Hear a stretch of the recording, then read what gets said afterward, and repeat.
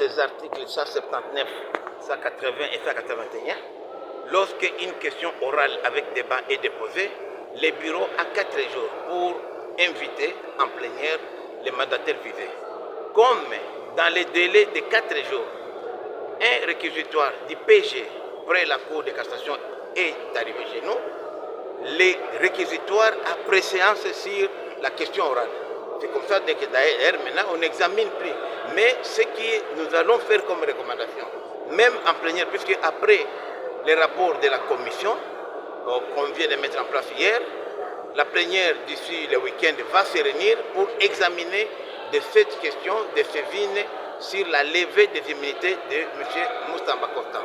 Nous allons demander, quelle que soit la procédure, il faudrait qu'une commission d'enquête soit diligentée pour savoir comment les fonds ont été utilisés. Puisque aujourd'hui, nous parlons de plus de 61 millions de dollars maintenant.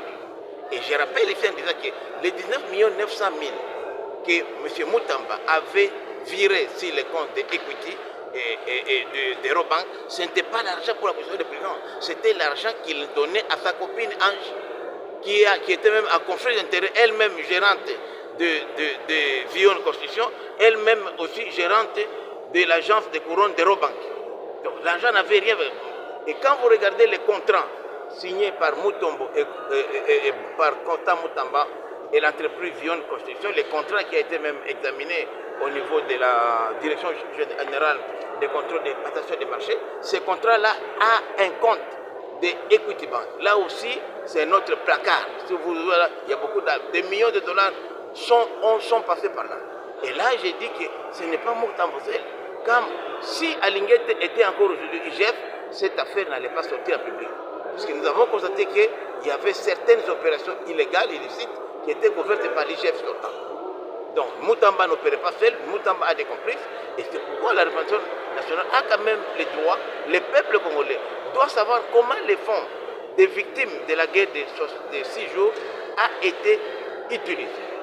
Et là, nous avons beaucoup de choses à dire. Puisque cette enquête ici, il ne faudrait pas que la levée de ces immunités puisse empêcher l'enquête que nous avons menée. Ça, c'est une autre démarche, mais nous allons solliciter de notre bureau d'obtenir une commission d'enquête qui sera mise en place pour vérifier la gestion des fonds mis à la disposition du ministère de la Justice pour indemniser les victimes de la guerre de 6 jours. Oui, ce n'est pas parce que nous sommes des législateurs, nous avons les contrôles parlementaires. Les poursuites judiciaires n'excluent pas les contrôles parlementaires. Ce sont des démarches au contraire qui se rapportent.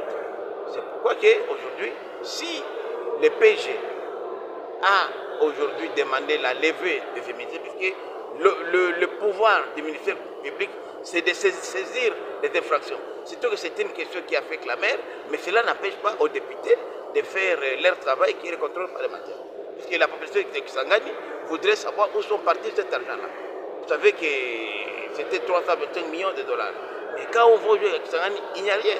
Par contre, vous vous rendez compte, même la ministre sortante, Rose Mutombo, elle s'est permis d'avoir des millions de dollars, 5%, à chaque versement, elle prenait 5% pour le fonctionnement de son cabinet.